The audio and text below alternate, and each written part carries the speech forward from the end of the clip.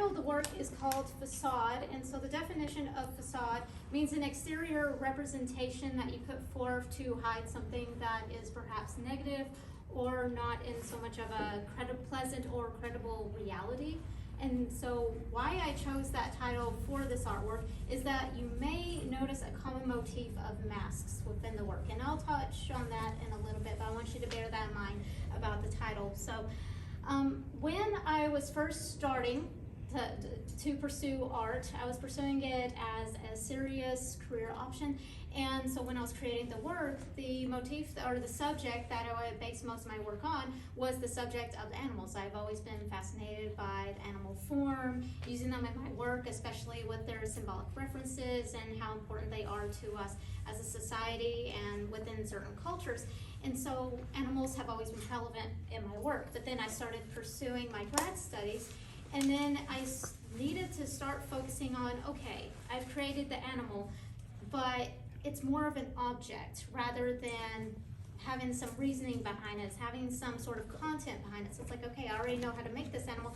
How do I add something to it? How do I make it more meaningful? So I started exploring different concepts, such as other cultural relevances to the animals. What makes them more symbolic? What's the difference in symbolism of the different cultures with the animals, and also their literary significance, how important they are in certain literature. So that was one of the things that I started exploring when I put together this body of work with the animal sculptures.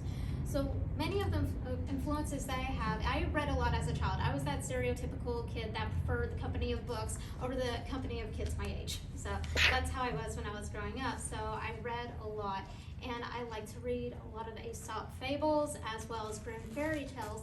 And in those, they would feature animals. And in fact, in Greek tradition, they would use animals as a allegory in a way to tell a story without getting in trouble. So for an example, in the Greek culture, they would tell the story of the sly old fox or the devious wolf. And it would actually be a stand-in for perhaps a political figure or something happening within the society that they weren't happy about. But they would tell it in a way that the animals stood in for that figure or that certain situation that was happening, so that way they didn't get in trouble. Because then if someone questioned them about it, the authorities were like, you were telling stories about this figure. Oh no, it was a story about a fox.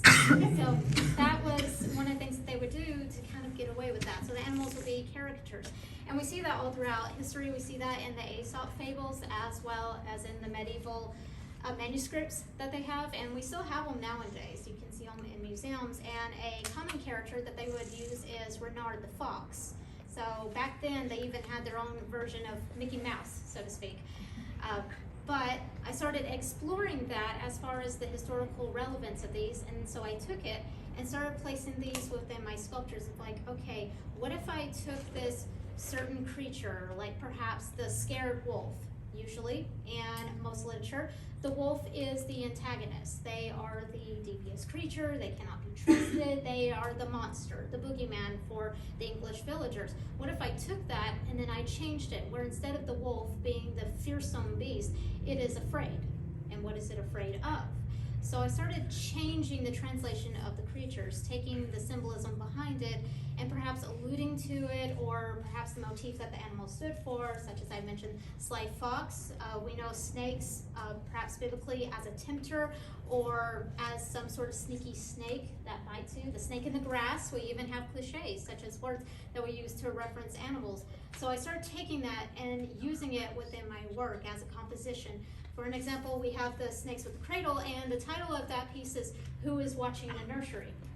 So then it begs the question of like, is the snake the one put in charge of the nursery, or did the snake sneak into the cradle and now it is among the little doll babies that I have in there? So it allows you to think about, well, what does this mean? What does the animal represent? Is the animal literally standing in for some sort of reference, or is it supposed to be seen as face value?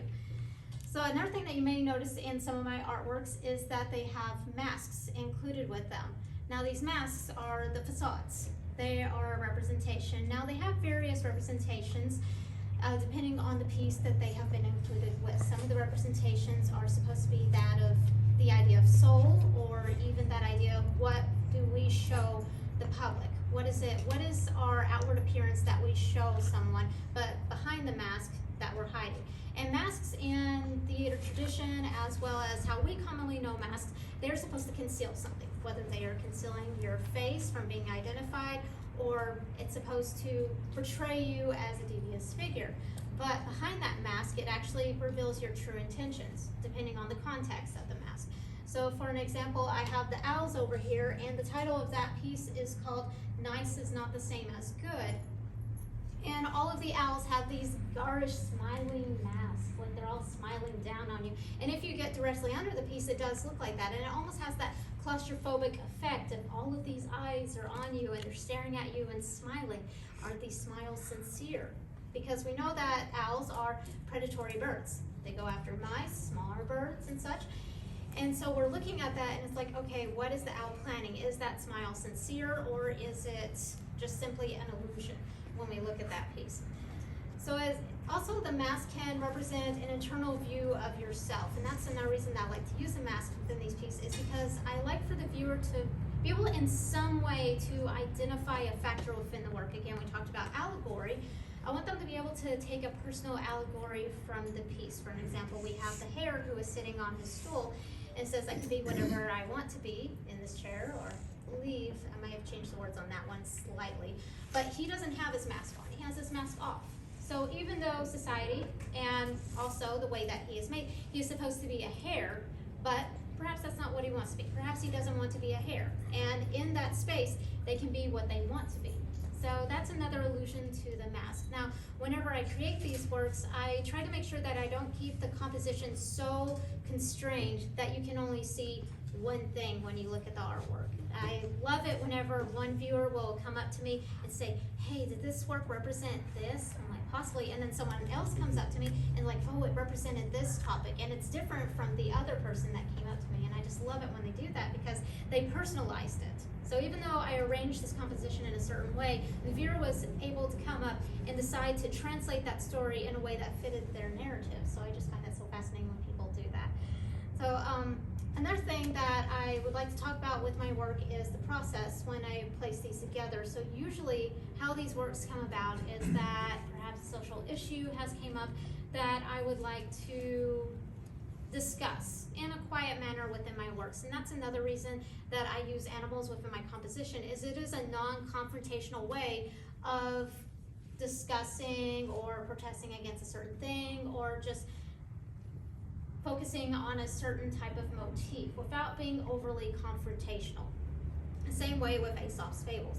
So when we look at these artworks, I will go over a social construct of some kind, or maybe a motif, and then I will explore different animal symbolisms that I feel might fit within this, and then I look at the different cultures that these would represent, and then I'll choose an animal based on that. Now, most of these creatures are woodland creatures, and that is based off of the Eastern cultural reference to the animals. So I'll look at that, and then I'll create a composition, make a draft of these works, and then I work from a styrofoam block to create these works. So I have a heat cutter, it's like a hot knife, and I take that and I'll cut down the pieces.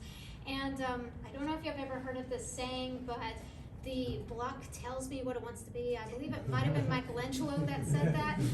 Don't quote me on that though, because this is off the top of my head. I just remember the quote, and it was because I read it in a highlights booklet. So. But the quote was, they had a block of marble, and then the apprentice asked the artist, how do you know to create this piece? And then the artist told them, I see the elephant, it was elephants. I see the elephant and I just simply release it from the block. It's kind of the same concept with my styrofoam. So I'll put the pieces together and then I carve away the pieces until it actually looks like whatever the animal is that I'm trying to place together. And then I use this epoxy clay. It's a 2-part clay that you mix, and then it starts curing, and so I have to work relatively fast. I have about 1 to 2 hours of work time, so I'll try to create the pieces of the animal within that time. And then I create this composition, and then I use this soft palette because of the illustrative quality of the piece. I don't want the colors to stand out so much that all you can focus on is the palette. I want you to be able to see the form, and then it sort of has a quiet subtlety to it.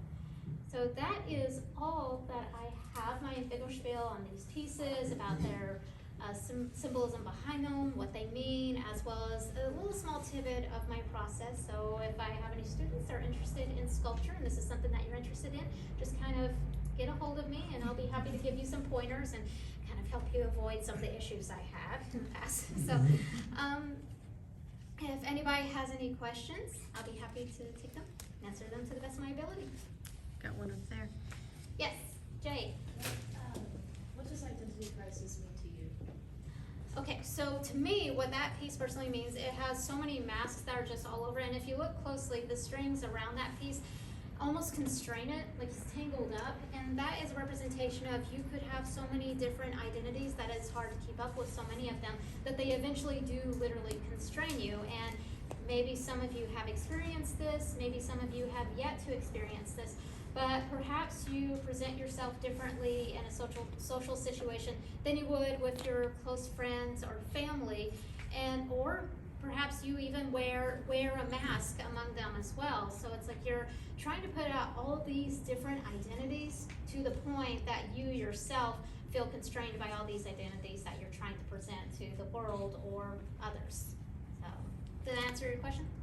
Awesome, thank you. Thank you, that's a great question. Thank you so much. Anybody else? Yes. Did you already have an idea for what like expressions to put on the mask when you were making them, or did they come about as you were creating the pieces?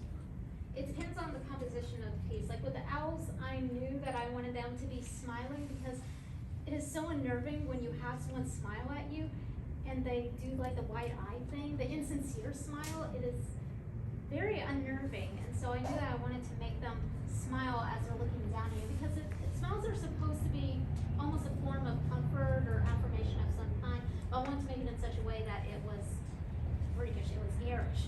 So whenever I make these pieces, it depends on what the idea is behind it, on what kind of expression I have on them, because some of them are neutral, like the fox over there, the Steal Your Mask piece, that one is kept neutral.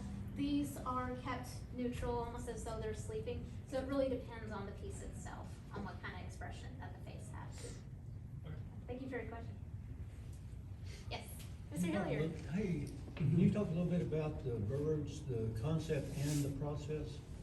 These? Yeah. So whenever I create these pieces, I like to use birds in my work to represent the soul, because in different cultures they are either a heavenly messenger that bring messages down to earth, or they take souls away to after they have passed. So that's another reason that I use birds within this, and they're in flight and they have these faces on there, because the masks can also be a representation of soul. Now my process behind creating these is I determine the bird based on the symbolism behind it, which ones have a representation of being loyal. That is one of the largest things I notice in the culture, is that they are a loyal type of bird in the symbolism behind it.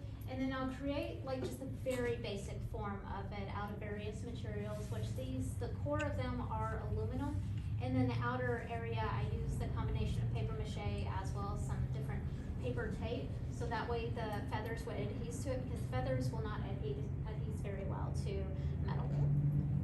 And then I cut out each feather. I'll look at a chart of the type of feathers that the bird has, especially the wings, because birds have different types of wings. So that's one of the main things I try to make sure I get correct, because I may have someone that knows all about birds and they are like, that is not the wings of a swan.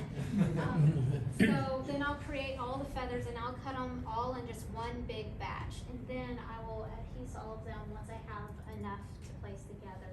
And then I may hand paint them depending on what the bird is, which these I did not do a lot of hand painting other than their faces. So, but yes sir, that is my process. Okay, just to clarify, you cut and make every one of those feathers? Yes sir. That's your part.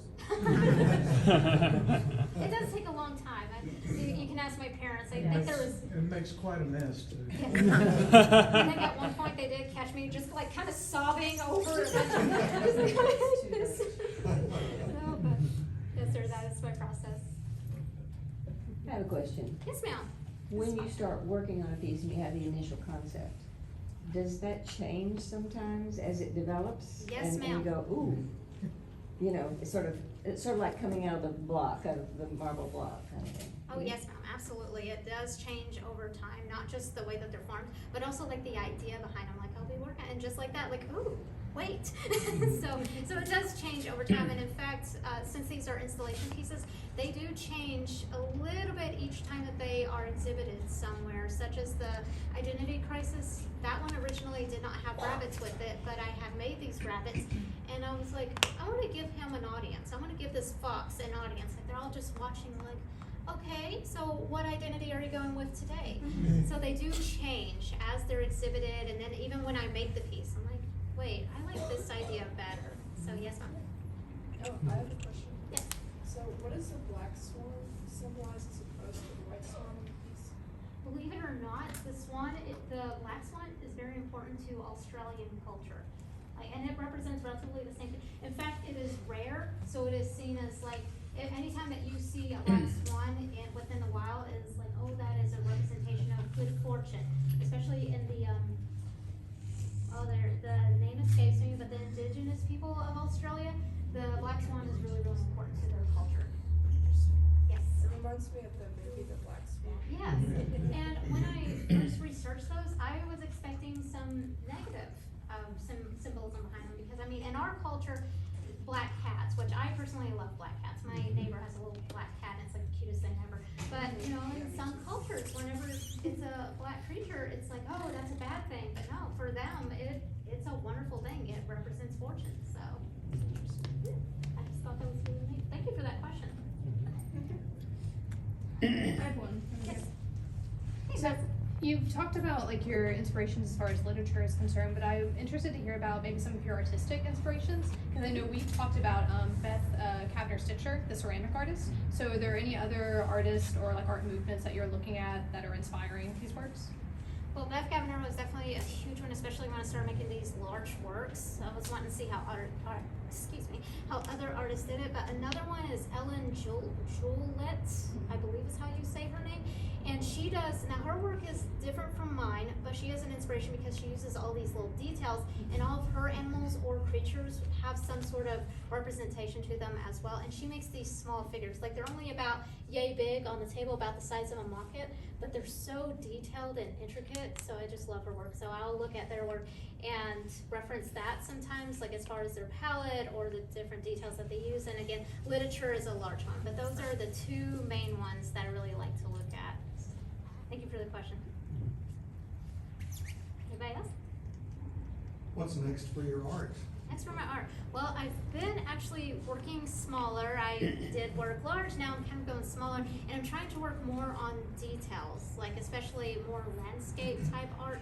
But I've also went back to making paper birds because I feel like that is a part of my art that I didn't explore as much as I could have, because it was near the end of my bachelor's. I was like, oh, paper birds. Because initially I didn't believe that I was much of a sculptor, and then I just kept sculpting, and then I made paper birds, and I just didn't feel like I explored that as much as I could have. So I've also went back to that, creating the paper birds and making a mess. That's it. You have a site online where we can see these drawings that Chloe mentioned and the small birds? I do. I have an Instagram. It's called LaMinda Art, and then I do have an actual web page, but I don't yet upkeep that one as much as I do social media. So I do have Facebook and Instagram, and it's under my first name with art. And the drawings, I believe I have a couple of drawings on there, but you can also keep up with whatever I'm working on, because I do produce a lot of process shots on there as well. Okay. Castles. Yes, castles. Castles and landscapes. Well, if that is it, thank you all so much for coming out, and I appreciate y'all, and thank you so much, Casey, for letting me be able to exhibit my work here. So thank y'all.